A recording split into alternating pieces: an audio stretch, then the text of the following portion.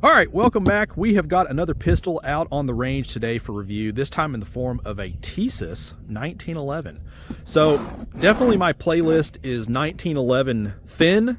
So thanks to our buddy Kyle, he offered us to take a look at this gun he picked up just a little while ago. Actually, he hasn't had this very long, and see what we thought about it. And again, I don't have a lot of experience with 1911s, but a little bit. I've shot some of them over the years. Do like them. It's definitely been nothing that I've really counted on as far as one of my systems goes, but they definitely hold that nostalgic value. And to be honest with you, as far as shooting, they are great. They are absolutely fun to get out to the range and put some 45 on steel and let freedom ring, basically. But this is one of the Tisas. I would call this just a standard 1911, probably GI issued.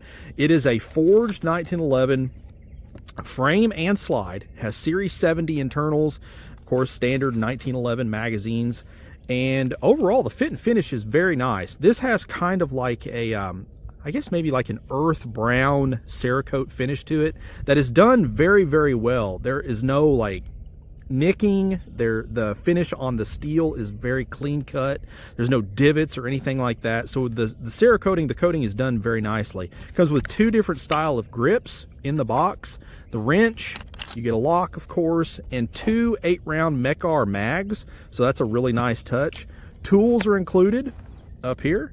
Of course, your directions and all that good stuff, owner's manual. You do get a what I would consider to be a pretty nice case. It has this cut foam, and the pistol sets very firmly in there. So definitely usable for taking to the range or storage at your house. You got the little lock tab there. If you do want to use this with kiddos around, you can put you a padlock in there to keep it safe. But overall, I have to say, it's I mean, it's typical 1911, you know. Of course, the single action on the trigger, I mean, it's nice. It is very, very nice. Standard GI sights, standard length. The overall feel of it, I really do enjoy. The grips are nice. But I tell you what, let's get some of these magazines loaded, and we'll get some of them on steel and just kind of see how this thing functions, which I fully expect it to do, you know, pretty well. The cost on these runs around $400 to $450-ish, just kind of depending on where you get it, which with it being Cerakoted, actually probably not a bad deal. So let me get the camera turned around here. We'll get the rest of these magazines loaded up and see what we can do. All right, so we got 4 magazines loaded up here, just some 230 grain AAC ball. So just regular run-of-the-mill ammunition, but kind of definitely fits the aura of this pistol for sure.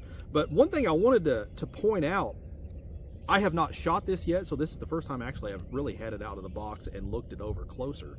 But the fit on this is really impressive. I mean, there is no movement at all within that slide, and it is slick. I mean, on those rails, it is absolutely slick. So this is the A1 Patriot model. So let's try our first magazine here and see what it does.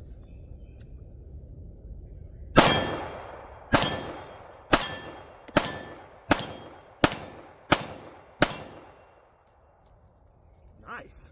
We will take that. That even make me look like a good pistol shooter there, guys. Try another one here.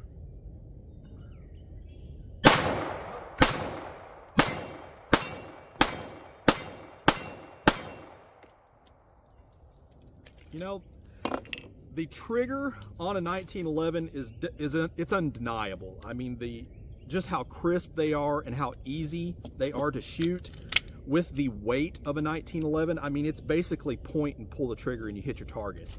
It's absolutely crazy.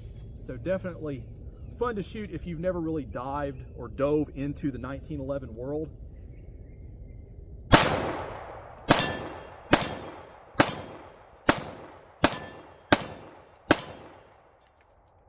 Man, that 230 grain ball absolutely rocks that steel. I want to try the out to probably about 55 yards silhouette out there and see if I can hit it a couple of times.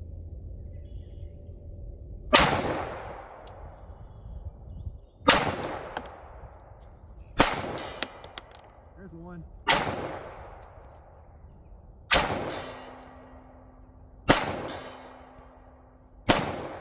Ah, hit it a couple of times anyway. But guys, I tell you what, this is the Tisas A1 Patriot, and guys, for the money, I tell you, I'm pretty impressed. It feels absolutely great.